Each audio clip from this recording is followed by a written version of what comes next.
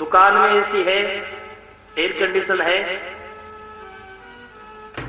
मकान में air condition बना लिया है, दुकान एयर कंडीशन बना ली है, ऑफिस एयर कंडीशन बना लिया है, गाड़ी एयर कंडीशन बना ली है, सब एयर कंडीशन है,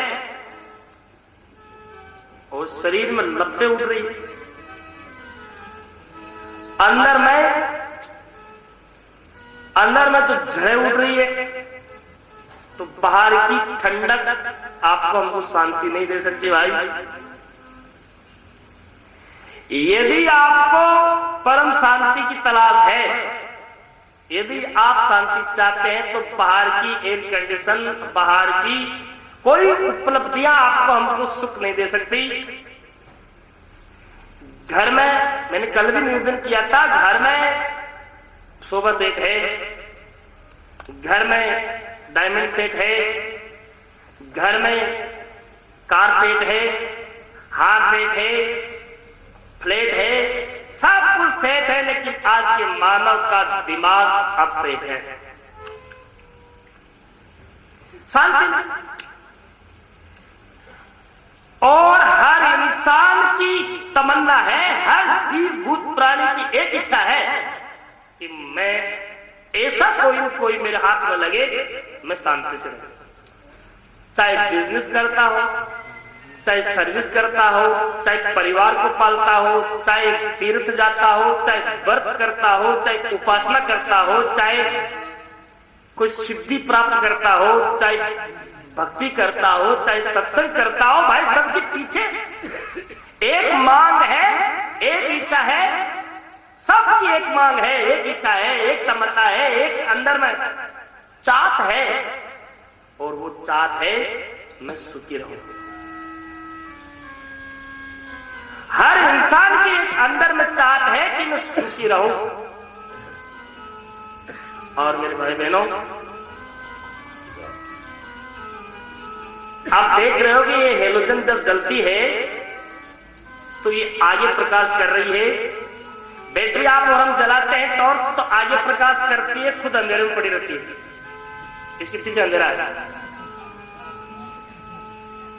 जब टॉर्च को हम जलाते हैं तो आगे प्रकाश करती है, पीछे पूरा हिस्सा उसके अंधेरे में रहता है। दीपक जलाते हैं, उसके नीचे अंधेरा रहता है। ऐसे ब्रह्मा ने जब इंद्रियों की बनावट की, ये आगे देखती है, आगे खुद पूरा अंधेरे में बैठा है।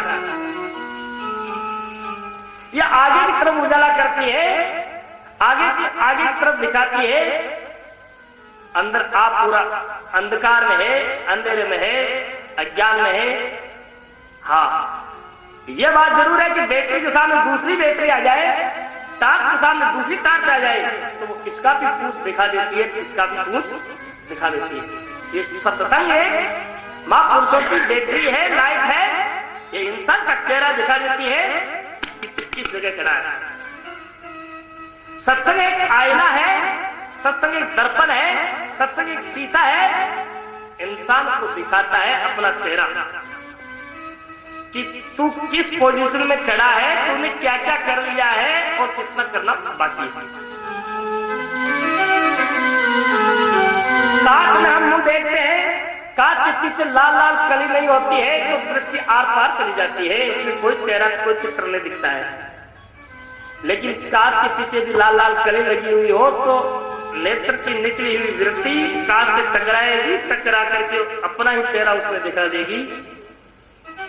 ऐसे ही आपकी हमारी दृष्टि बाहर है, बाहर की वस्तुओं को देखती है।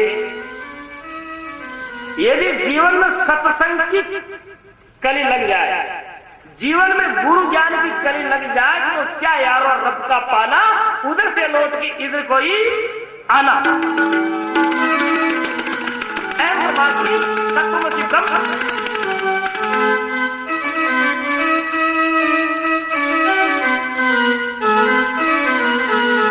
अरे मृग नाभी माय सुगंधी, सूंघे ओ घास गंधी।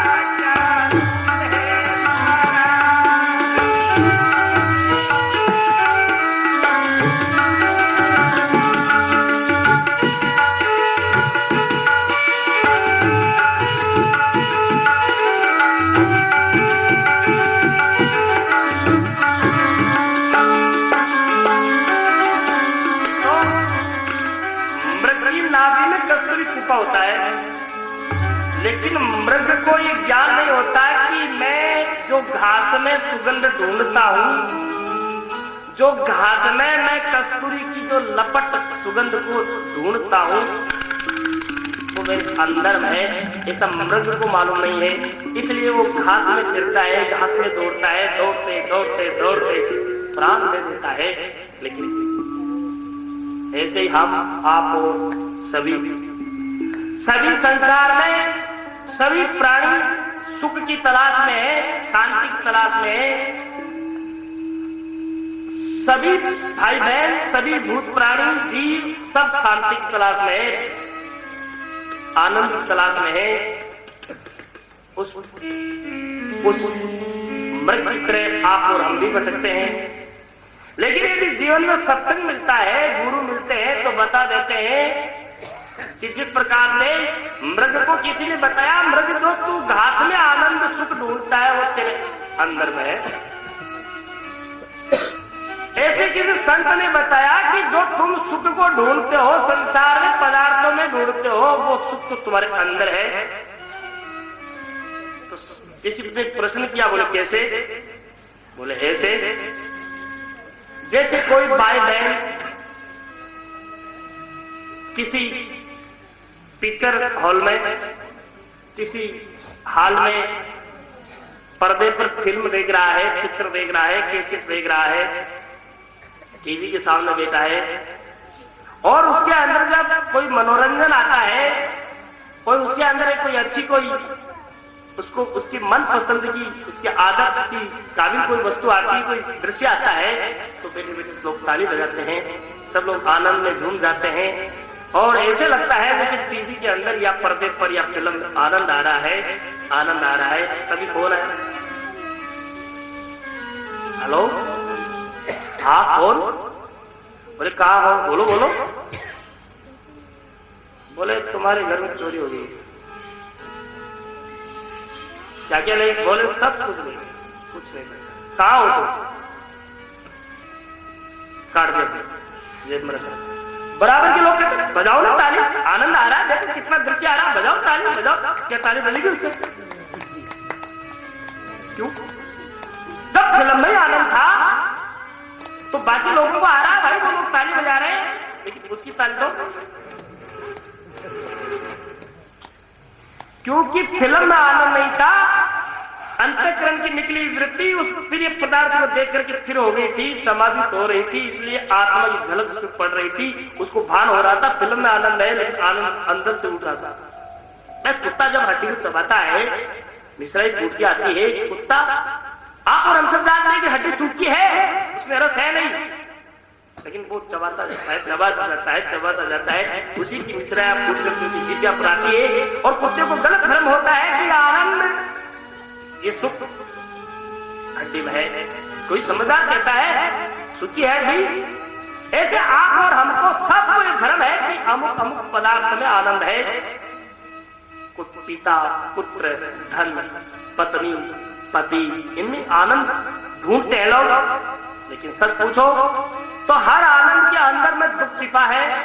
सदा आनंद तो स्वरूपानंद है, आत्मानंद है, निजानंद है, ब्रह्मानंद है, सुखानंद है।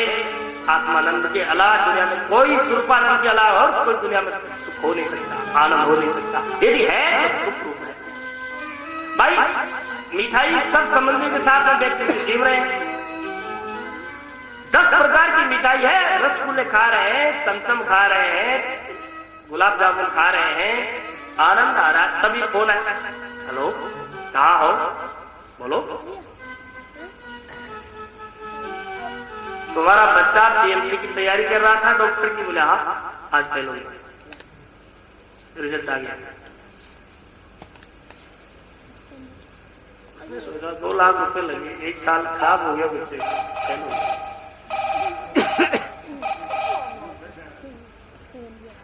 साथ के संबंधी, प्रेमी, मित्र कहते हैं खाओ खाओ, रसगुल्ला अच्छी है, मिठाई अच्छी है, फिर तुम ढीले क्यों हो गए?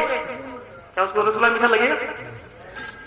यदि रसगुल्ले में आनंद होता तो फिर भी होता, लेकिन रसगुल्ले में आनंद नहीं था। वो जब रसगुल्ला खा रहे थे तो अंतर की दृष्टि उसकी तद्रूप थी।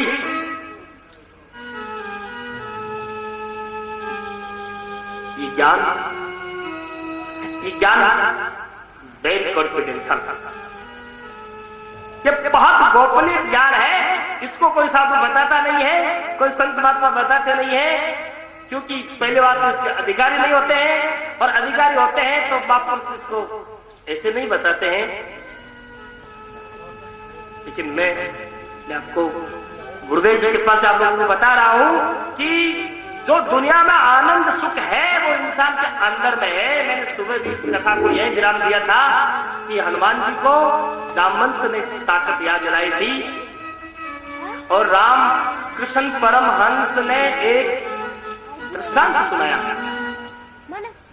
राम कृष्ण परमहंस का एक सबसे प्रिय जो दृष्टांत था वो ये सुनाया करते थे कि एक कोई नाव चलाने वाले के पास 4 विद्वान गए, भौतिक विद्या के विद्वान, और नाव चलाने वाले से कहा हमको इस तीर से उस पार जाना है, हमको उतारो। बोले बेटी स्वागत है। नाव में बैठ जाते हैं, और बैठ जाने के बाद नाव चलने शुरू होती है। थोड़ी दूर चलते हैं, एक विद्वान पूछता है, ए नाविक, क्या तुझे मालूम है कि भारत की कुल जनसंख्या कितनी है? नाविक कहता है जी मैं इस बात को नहीं जानता, मुझे ये जनरल नॉलेज नहीं है। दूसरा विद्वान थोड़ी देर बाद में बोलता है, नाविक तू ये बता कि विश्व में सबसे ज्यादा धनाढ़ देश कौन सा है? नाव चलाने वाला कहता है जी मैं ये भी नहीं जानता हूं, मुझे ऐसा ज्ञान भी नहीं है। थोड़ी देर बाद तीसरा विद्वान बोलता है कि नाविक तू ये बता कि दुनिया में सबसे ज्यादा पेट्रोल कहाँ निकलता है? नाविक कहता है जी मैं इसका उत्तर भी नहीं जानता। चौथा विद्वान कहता है, ए नाविक तू ये बता दे कि दुनिया में सबसे ज्यादा जनसंख्या किस देश की है? नाविक कहता है जी मैं ऐसा अभ्यास नहीं किया हूं, मुझे ऐसा ज्ञान नहीं है। इतनी देर में एक हवा का झोंका आया और नाव उथल पुथल होने लगी, और नाविक ने कहा, ए विद्वानों तुम मुझे ये बता दो कि तुम्हें तैरना आता है नहीं? बोला क्यों? कि नाव डूब गई।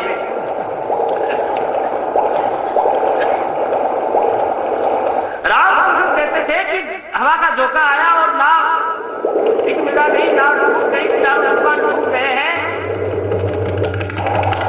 नाविक तो तैरना आता था, निकल गया।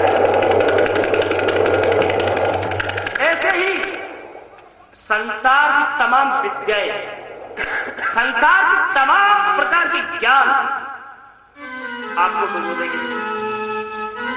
इस संसार सागर से भी पार होना है, परम शांति तक अनुभूति लानी है, तो दुनिया का कोई भी ज्ञान पेट गुजारा से ज्यादा काम नहीं करेगा।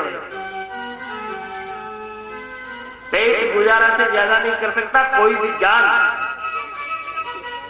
आदमी सोचता है कल बीबीसी लंदन ये बोलेगा, कल सुबह अखबार में ये छपेगा, सब खबरें जानता है, सब खबरें, और खुद की खबर नहीं जानता है तो सब खबरें बेकार है भाई, सब खबरें बेकार है। खबर करनी है तो अपनी खबर करो, मैं कौन हूं, किस में पैदा हुआ हूं, मुझे भगवान ने मनुष्य जन्म दिया है,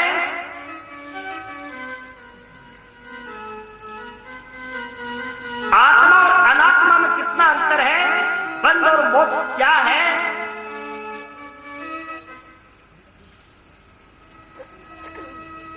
अविद्या क्या है, माया क्या है, ईश्वर क्या है, जीव क्या है, ऐसा अनुभूति होती है सत्संग से। मैं ये नहीं कहना चाहता कि आप सब कुछ छोड़ करके पूजा पाठ में बैठ जाओ, मैं आपको ये ज्ञान भी नहीं सुनाऊंगा कि आप सब कुछ छोड़ करके पूजा पाठ में बैठो। मैं तो आपको ऐसा ज्ञान सुनाने वाला हूं जिसमें आपको अगरबत्ती भी नहीं जलानी पड़ेगी।